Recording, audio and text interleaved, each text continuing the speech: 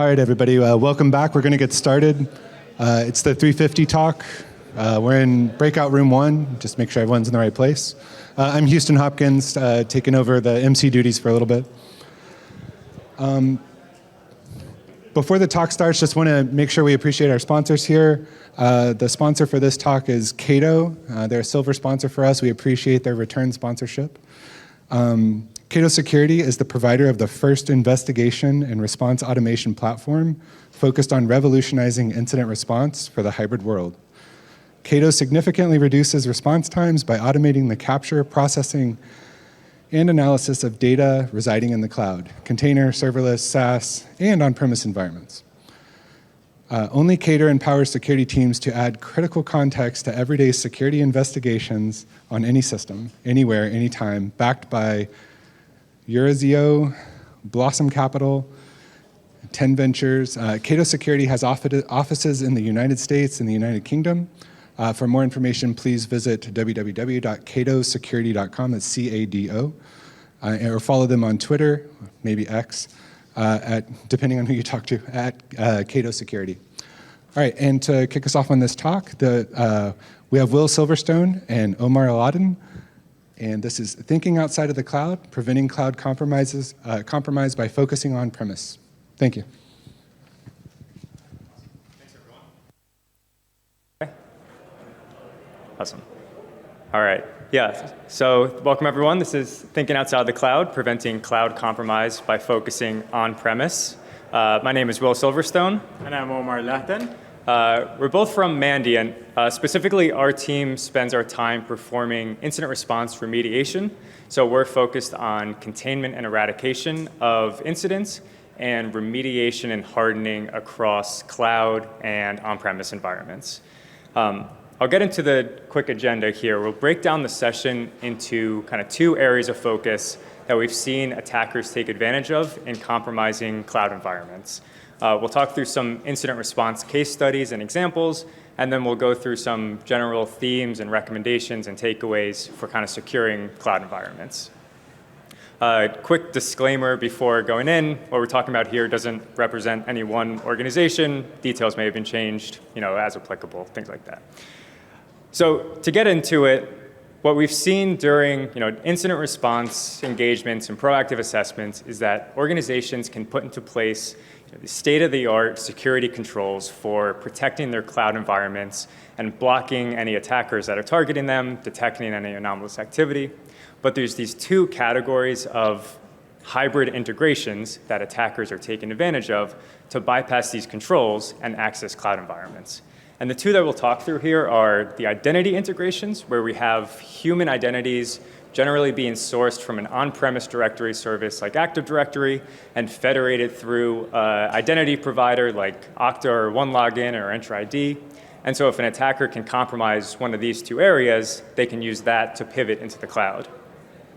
The other piece is service integrations, and here we're thinking about those integration points that could allow an attacker that's compromised on-premise infrastructure to move into cloud infrastructure. And so we'll break that down into 2 main areas around trusted service infrastructure and compute and network integrations. So that's where we want to focus the session today, in that when we think about protecting against cloud compromise, we don't want to just think about cloud in isolation. And we should treat our security approach taking into account the fact that the lines between on-premise and cloud environments are blurred and overlapping, that we have an increasing importance of protecting identities, with those being the security boundary for cloud environments, and that we have an extended attack surface that includes the cloud, but also those service and identity integrations. And so to talk about the service integrations portion, I'll pass it over to Omar to get started. Awesome. Thank you, Will. All right, folks. So before we get into our first area of focus, service integrations, it's important to set the stage with the fact that 99% of organizations are running some sort of a hybrid infrastructure that encompasses both on-prem presence as well as a cloud infrastructure or SaaS solution. So when we look at a common hybrid architecture setup, it usually involves an on-prem infrastructure that could be database servers, physical servers, or even a virtualized infrastructure. And then on the opposite side, you have a cloud infrastructure, And that can vary all the way from a infrastructure as a service to platform as a service, or even a software as a service or a SaaS solution. But usually, these two components are integrated in some shape or form. And that's what we call a service integration. A service integration can be a tool, a capability, platform, or even just a service that binds and integrates both on-prem and cloud together. We'll break down service integrations into three major categories. Category 1, trusted service infrastructure. Trusted service infrastructure is typically associated with management interfaces for platforms and tools that are used to administer and manage an infrastructure. What are some key examples of a trusted service infrastructure? It could be all the way from an endpoint detection and response solution, EDR solution, patch management solution, such as SCCM or an Intune, or even backup infrastructure and services.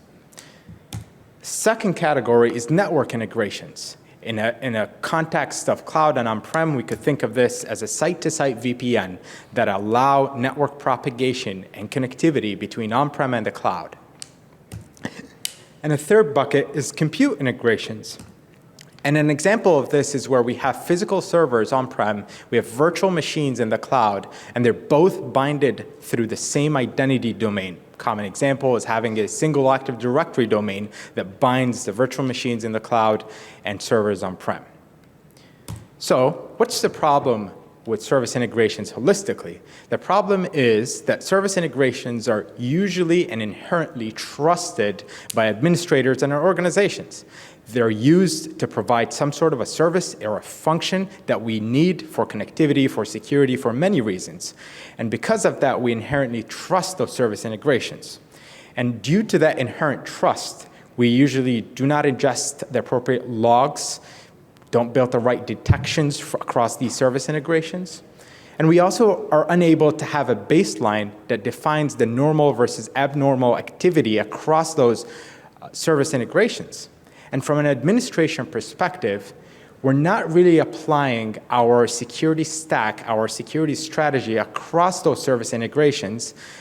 And you could see some examples on the slide here, like we're co-integrating them with the organization's identity store, maybe not using MFA at all for access across any of those service integrations. And we know this, but also attackers know this. And from an attacker's lens, once or if a service integration is compromised, they're able to move laterally and access and compromise on-prem as well as cloud environments. Why do they do that? Because from a service integration, they're able to mass access systems across both environments. There's usually weak security enforcement across service integrations.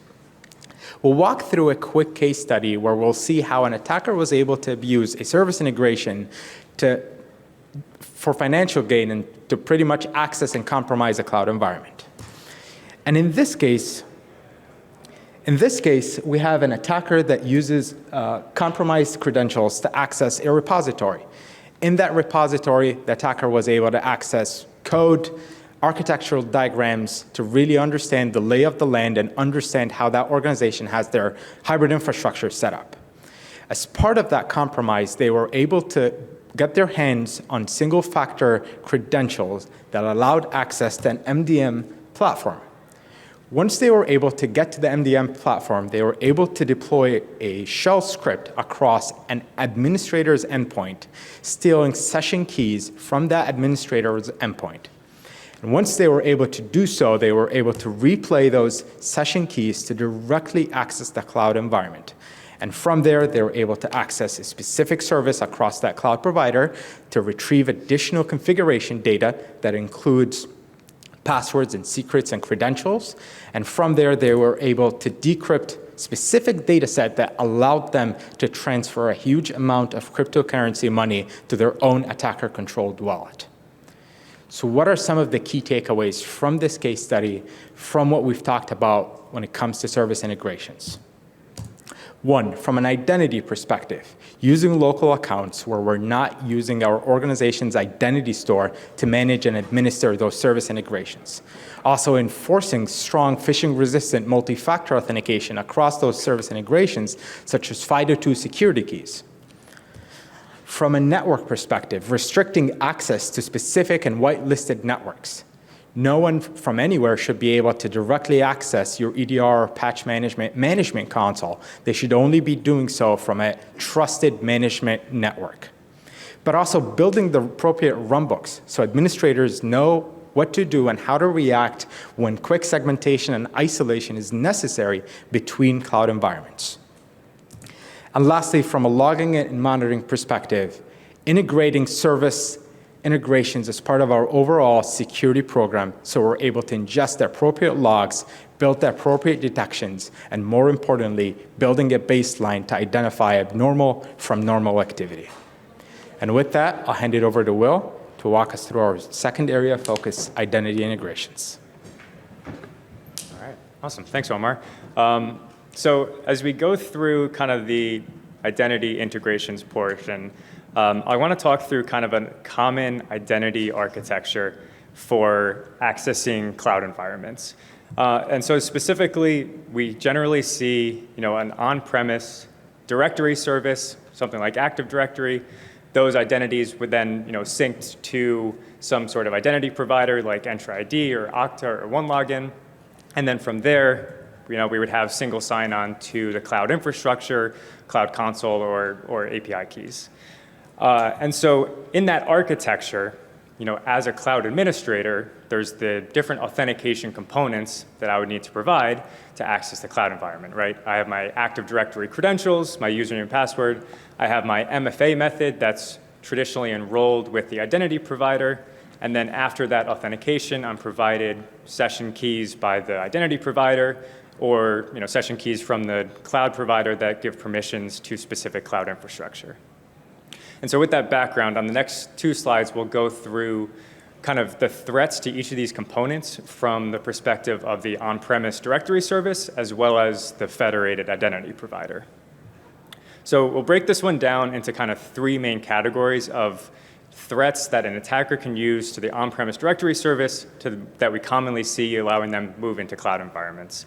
First one around, if we think about targeting a specific user account or a batch of accounts, we see attackers able to take advantage of weak credential management on-premise to dump credentials from memory, to access them in other insecure locations. One we have listed there around the info stealer malware. We've seen this hugely on the rise in the last couple of months of being able to access credentials from users' browsers or directly from devices. And then if we take it one step further, we have from the ability to compromise a batch of users' credentials to really compromising all the credentials across a domain. The most common being the ntds.dit database. If an attacker is able to get to a domain controller, dump that database, and use those credentials to pivot to the cloud.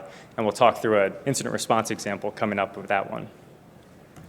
And then lastly, abusing hybrid integrations, targeting synchronization services like Azure AD Connect to move between on-premise and cloud environments. So looking at the same thing from the identity provider perspective, we'll break that down into three main categories as well. The first one being all the methods that we're seeing attackers use to take advantage of weak MFA methods and bypass MFA. So things like SIM swapping of SMS, push notifications, push fatigue, and then those adversary in the middle type attacks where they're able to compromise the session tokens from that authentication and use that to bypass MFA.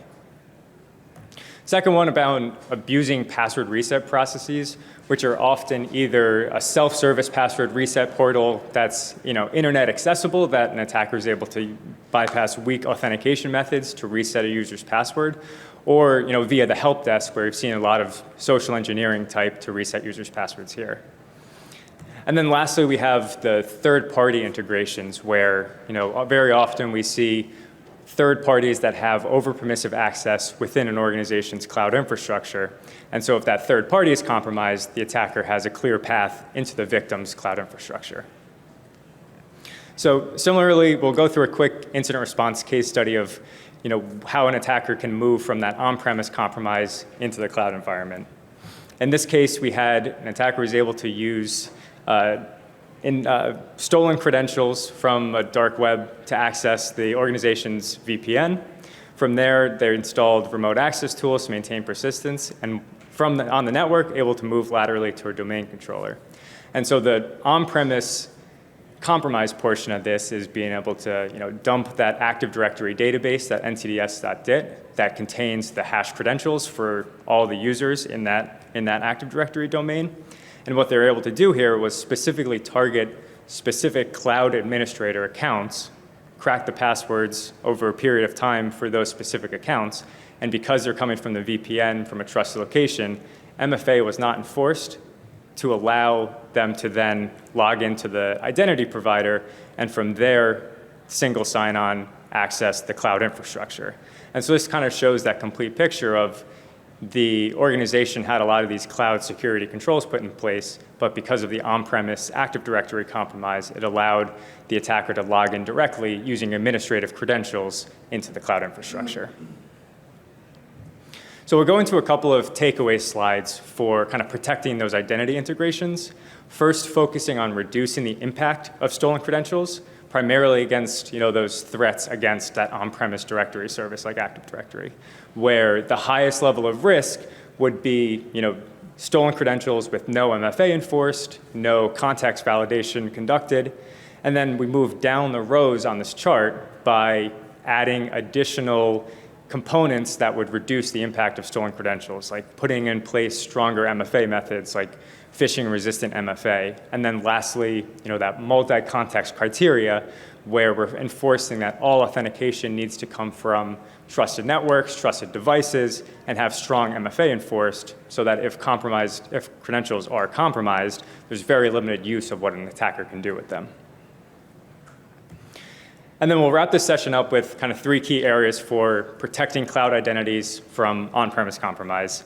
First one around hardening that federated access. So putting the controls that we talked about to be able to trust the identity, the network, the devices of federated users that are accessing our cloud infrastructure.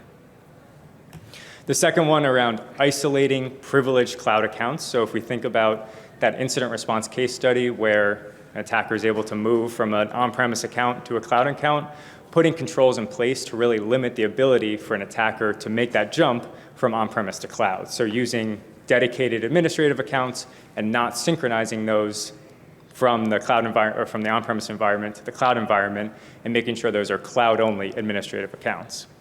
And then putting in place some sort of just-in-time access, check-in, check-out, so there's no long-standing privileged access within the cloud environment. And then lastly, a little bit different from what we talked about, where mostly we're focused on kind of human identity access. At the same time, it's important to bring up protecting cloud service accounts, cloud access keys, GCP service tokens, things like that, where even if we put all these controls in place to restrict our human user identities, we often see AWS access keys leaked to a code repository, leaked in some insecure location, and that can really bypass any of these controls that we talked about. So making sure that, one, we're reducing the reliance on long-lived access keys, reducing the permissions that are associated with those, and then having some monitoring capabilities in place to be able to detect if they're leaked to some insecure location and having the processes around those to rotate those. And so I'll move to just one quick wrap-up slide, just to kind of, when we think about cloud attack surface, we want to make sure that includes all the things we think about in the cloud, but also those service integrations and those identity integrations. And the methods we use to reduce that attack surface isn't necessarily a single tool or configuration, but really requires a multi-layered approach across those identity resources, network, and endpoints. And so with that, I'll wrap up. Thank you, everyone, and we'll take questions.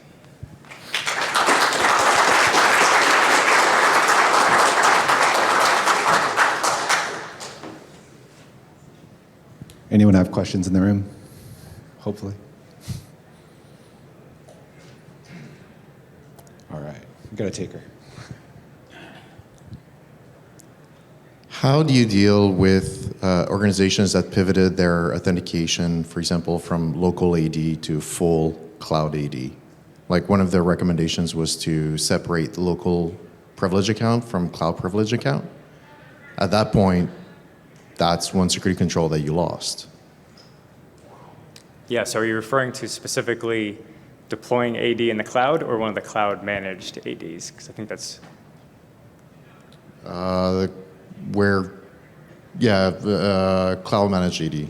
cloud-managed ADs. Yeah, those I feel like we don't see as often, the cloud provider-managed Active Directories, and that has a lot of benefit because it, moves a lot of the responsibility to the cloud provider, right? Where you're not as responsible for, patching and all of the other capabilities that allow for the vulnerabilities that allow for the on-premise compromise. A lot of those get abstracted away. So there is a lot of benefit to moving towards those. From the identity perspective, you're right, that it kind of makes it a little more difficult to segment those, but I think still, using distinct identities so that, daily driver account is compromised. It's not the, administrative account for that Active Directory environment also. Anything you want to add? Anyone else? I have my question. So you mentioned we're seeing increases of a call from a lot of the SaaS level breaches, or not necessarily on-prem, but some of the things you mentioned about an IDP where we are saying, know your trusted networks and build some controls around that. Do you see, or is there a reason why we don't hear more calls for building the same controls within the cloud providers themselves? So even, we're seeing those capabilities come, but not a lot of adoption. I'm wondering if you guys see anything different? Yeah, so to make sure I followed along, your question is more, why isn't there an adoption? Yeah, so like with the trusted third party, you would add like expected networks where you would see someone interacting from an egress IP address or something.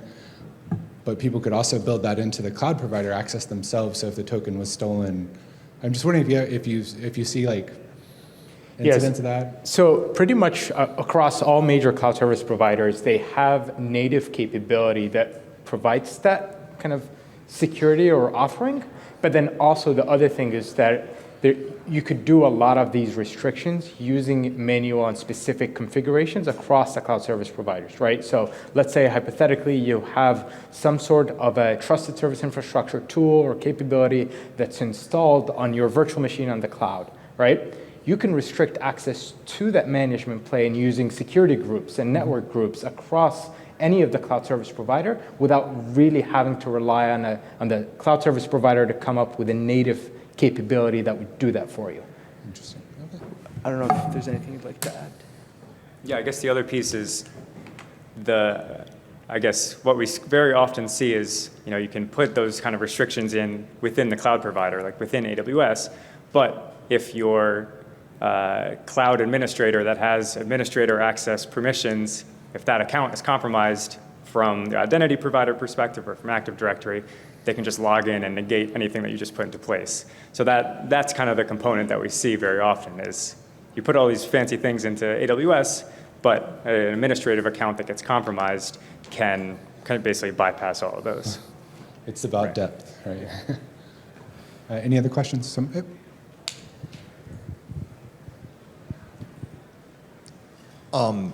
With the recent compromises or issues Okta has had with third parties, APTs, attacking them to get access to their customers, do you have any recommendations in those cases where your SSO provider is the one under attack?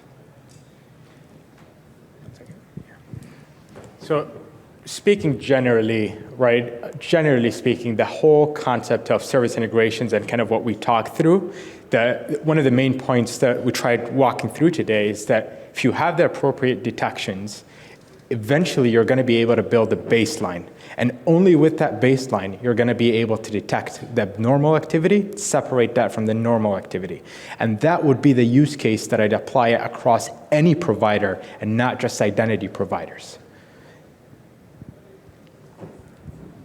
I mean, using the case of Okta again, the APT team could just turn off your logs. They have admin access. That by itself is a log, right? Logs stopped funneling through. That's an indication that you can, and a use case that you can apply across any of your trusted service infrastructure tools and react upon it. I don't know if you'd like to add. right, I think we're good. Thank you guys so much. Thank you all for coming.